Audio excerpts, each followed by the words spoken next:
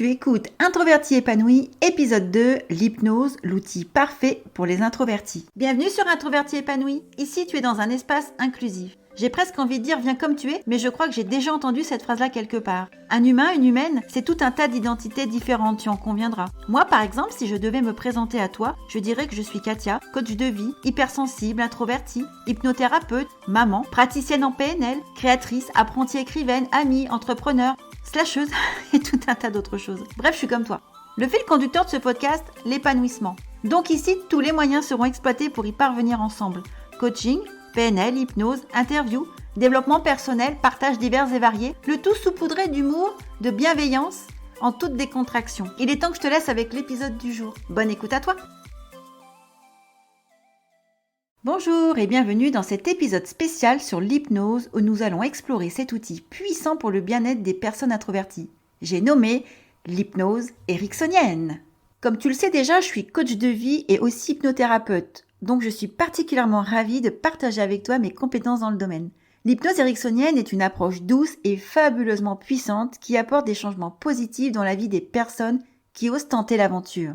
Je sais que l'hypnose est encore de nos jours un peu mystérieuse, mais j'aimerais au travers de cet épisode la rendre plus accessible. Déjà, première question à laquelle il me semble important de répondre, qu'est-ce que l'hypnose ericksonienne ? Contrairement à ce que tu pourrais imaginer, il ne s'agit pas de t'endormir ou de prendre le contrôle. Au contraire, l'hypnose ericksonienne est une forme d'hypnose conversationnelle développée par le psychiatre Milton Erickson.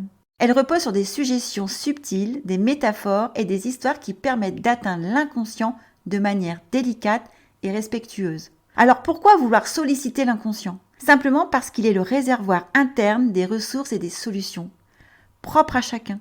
C'est en cela que cette forme d'hypnose est respectueuse. En aucun cas ton inconscient te proposera une ressource ou une solution qui ne soit pas bonne pour toi. Tu gardes complètement le contrôle. L'hypnose que tu vois à la télé n'est pas celle que je pratique. Cette hypnose-là a pour seule intention de te divertir. En aucun cas, elle va venir solliciter ton inconscient pour régler une situation que tu ne trouves pas ou plus satisfaisante, comme arrêter un comportement toxique pour sa santé, plus te sentir phobique dans certaines situations. Le champ opérationnel de l'hypnose est très vaste. D'ailleurs, on trouve de plus en plus d'hypnose dans les hôpitaux pour assister les chirurgiens. Au lieu d'injecter des produits pouvant déclencher des réactions allergiques plus ou moins graves, l'hypnose est une alternative efficace et douce pour effectuer l'intervention chirurgicale en toute sécurité. Si le sujet t'intéresse, il y a une chouette documentaire sur Netflix qui parle de ce sujet-là précisément, où on suit 2 anesthésistes dans une clinique sur Bruxelles qui utilisent l'hypnose pour aider les patients en chirurgie à gérer la douleur. Le documentaire s'appelle « Ma voix t'accompagnera ». Alors voix, c'est V-O-I-X. Oui, bien sûr. Alors, la deuxième question que l'on me pose lorsque je commence à parler d'hypnose à quelqu'un qui ne connaît pas, c'est la peur de perdre le contrôle et que je lui induise des idées cheloues dans la tête. Ceci dit, je comprends parfaitement les inquiétudes concernant l'hypnose. Il est normal de se poser des questions, surtout si c'est une expérience nouvelle pour toi. Je tiens à t'assurer que l'hypnose ericksonienne, telle que je la pratique, ne vise en aucun cas à te manipuler ou à prendre le contrôle sur ton esprit. Au contraire, l'objectif est de t'aider à accéder à tes propres ressources internes pour favoriser le bien-être et le changement positif. Pendant la séance, tu conserves toujours le contrôle. Tu peux interrompre le processus à tout moment si tu te sens mal à l'aise.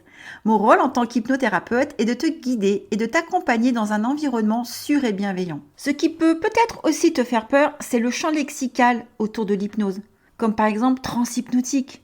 D'ailleurs, c'est quoi la transhypnotique ? Alors, pour faire simple, la transhypnotique, c'est un état modifié de conscience dans lequel une personne devient plus réceptive aux suggestions et aux instructions données par l'hypnothérapeute.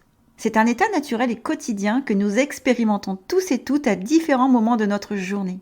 Par exemple, lorsque tu es profondément absorbé dans la lecture d'un livre ou en regardant un film, ou même lorsque tu conduis en pilotage automatique, tu es précisément dans un état de transhypnotique. C'est un état naturel, juste modifié. Dis-toi bien que ton inconscient représente plus de 90% de tes actions journalières. Tu ne me crois pas ? Ok, alors regarde, présentement, maintenant, pendant que tu m'écoutes. Tu respires. Rassure-moi, tu respires. Pourtant, tu n'y penses pas à chaque seconde.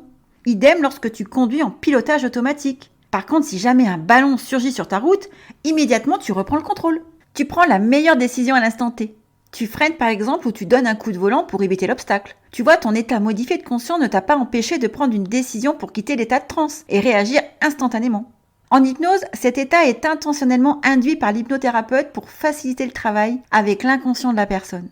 Pendant la transe, l'esprit conscient devient plus calme, il papillonne et l'inconscient devient plus accessible. Cela permet à la personne de se concentrer plus profondément sur les suggestions et les idées positives qui sont données, ce qui peut favoriser les changements de comportement, des améliorations de la santé mentale ou physique ou le développement de nouvelles perspectives. Il est important de noter que, bien que la transe hypnotique puisse ressembler à un état de sommeil, la personne reste consciente et a toujours le contrôle. Si à tout moment elle se sent inconfortable, elle peut stopper la séance. Retiens surtout que c'est une expérience collaborative où la personne, donc toi, et l'hypnothérapeute travaillent ensemble pour atteindre des objectifs fixés. C'est comme avec le coaching, mais c'est un outil différent qui donne accès aux ressources cachées, inconscientes. On offre la possibilité à l'inconscient de s'exprimer en offrant d'autres solutions. Personnellement, j'aime utiliser l'hypnose lorsque le coaching patine un peu. Idem avec la PNL, qui est un autre de mes outils magiques. Alors, j'espère que je t'ai pas perdu avec mes explications. J'ai essayé de rendre tout ça digeste et accessible. Mais si tu as des questions, n'hésite surtout pas à venir en parler avec moi. Je suis toujours ravie d'échanger sur le sujet. Alors maintenant que j'ai posé le cadre en définissant l'hypnose, j'aimerais aborder le sujet du jour qui est l'hypnose, l'outil parfait pour les introvertis. Alors à ton avis, en quoi l'hypnose est parfaite pour la team introvertie ? Allez, hop, devoir sur table, tu as 2 heures. Non, je plaisante. J'ai déjà ma petite idée sur le sujet et j'ai même répertorié 6 raisons de se tourner vers l'hypnose ericksonienne lorsqu'on est introverti. Alors, me demande pas pourquoi 6, j'en ai trouvé 6 comme ça spontanément, alors les voici. Il y en a sûrement plus, mais je trouve que 6, c'est déjà un bon début pour commencer. Déjà, en tant qu'introverti, nous sommes très familiers avec l'introspection. Nous possédons un monde intérieur très riche et nous sommes plus facilement en transe au cours de la journée, perdus dans nos pensées, capables de nous couper du monde extérieur pour plonger dans notre intériorité. Premier avantage de l'hypnose pour nous les intros, c'est le respect de la profondeur intérieure. Eh oui, les personnes introverties ont souvent un monde intérieur riche et complexe. L'hypnose ericksonienne respecte et valorise cette profondeur intérieure en encourageant l'accès à l'inconscient où se trouvent de nombreuses ressources et solutions. Alors, le deuxième avantage que j'ai répertorié, c'est création d'un espace sécurisé et confortable. Et effectivement, l'hypnose crée un environnement calme et sécurisé qui est particulièrement important pour nous, les personnes introverties, qui favorise les espaces tranquilles et non envahissants. Troisième avantage, approche douce et non intrusive. Eh oui, contrairement à certaines formes d'hypnose plus directives, l'hypnose ericksonienne utilise des suggestions subtiles et des métaphores qui la rend confortable pour les personnes introverties, qui peuvent être sensibles, hypersensibles même, à des approches plus directives. Quatrième avantage, encouragement de la réflexion intérieure. Eh oui, l'hypnose ericksonienne encourage l'exploration de l'inconscient et de l'intériorité de la personne, ce qui est souvent en alignement avec la préférence des introvertis pour la réflexion interne profonde. Cinquième avantage, travail sur la confiance en soi et les compétences sociales. Eh oui, l'hypnose ericksonienne peut être utilisée pour renforcer la confiance en soi, développer des compétences sociales et surmonter les défis liés à l'introversion,